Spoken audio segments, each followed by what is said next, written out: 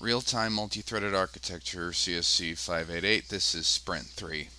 So I have the same demo from Sprint 2. However, now I'm using a more sophisticated handle system, and I have two threads talking to each other. There's a control thread that's telling the audio thread what to play and how to play it.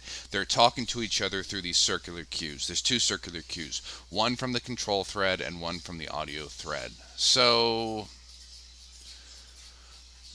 the cues are a little different now. I'm not just passing the handle, I'm passing um, this command structure, and it just tells me, what are you trying to do? Are you trying to play a sound, pause, resume?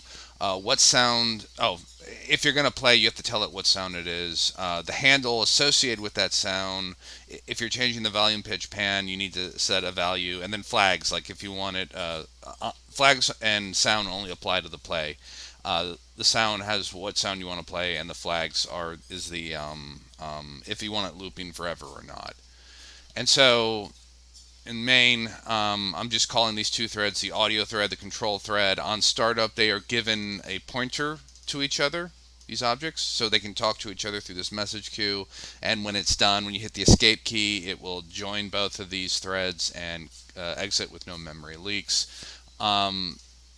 These threads are talking through this message queue, and everything is thread safe. I have mutexes right here. I'm using this custom object lock guard.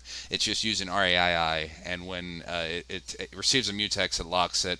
When the guard goes out of scope, it unlocks. And here's my queue, and it's just pushing the command to the queue. And on run, it just loops through, sees if there's a message here, and if it is, copies it to command, and then based on the type, it will perform the associated action.